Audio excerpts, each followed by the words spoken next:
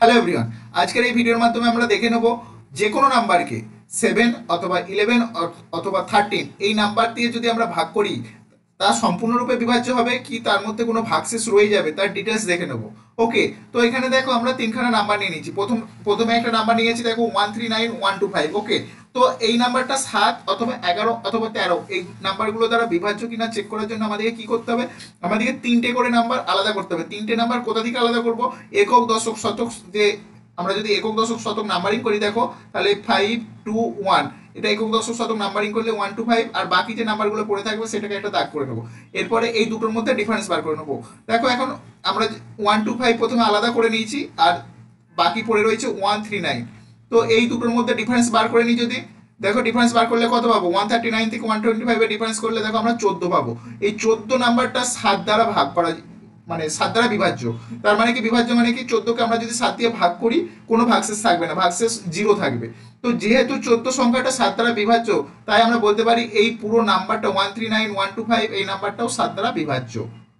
একইভাবে দেখো এখানে আরো একটা নাম্বার দেওয়া আছে 1247837 আমরা কি বলেছিলাম, একক দশক শতক তিনটে নাম্বারকে আলাদা করে নিতে, নিয়ে বাকি যে নাম্বারটা আছে সেটা আরেকটা নাম্বারিং করে দিতে, মানে দাগ মানে আলাদা করে দিতে। তো এখন দেখো যে আমরা তাহলে কি পেলাম, 12478, আর একটা ডিফারেন্স এখানে আমরা 375টাকে আলাদা করে দিয়েছিলাম, এটা থেকে আমরা 375 ডিফারেন্স করে দিলাম। তো ডিফারেন্স করে দিলে কত পাবো দেখো, আমরা যদি এটাকে বিয়োগ করে দিই তাহলে পাবো হচ্ছে 12103।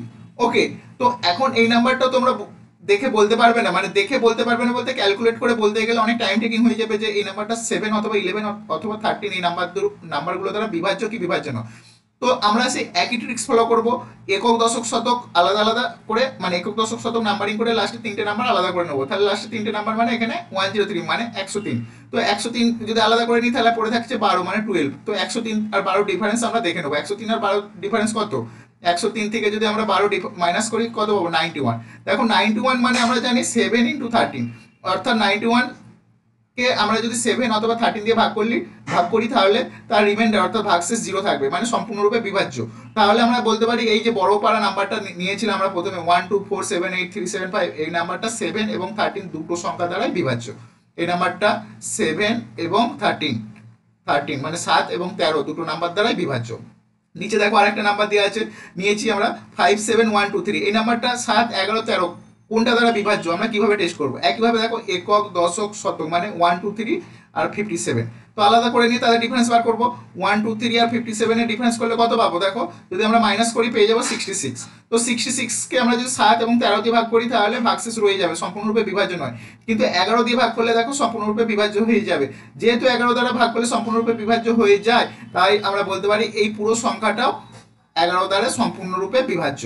11 দ্বারা বিভাজ্য কিনা টেস্ট করা আরো একটা উপায় আছে, অল্টারনেটিভ নাম্বার যোগ করে ডিফারেন্স। অল্টারনেটিভ নাম্বার যোগ করে ডিফারেন্স মানে কি, দেখো এখানে 5 এর পরে একটা ছেড়ে আরেকটা নাম্বার হচ্ছে 1, আবার 1 এর পরে আবার একটা ছেড়ে আরেকটা নাম্বার হচ্ছে 3। এখন এই 5 1 3 যদি যোগ করি কত পাবো, 5 1 3 যদি যোগ করি দেখো আমরা পাচ্ছি 9।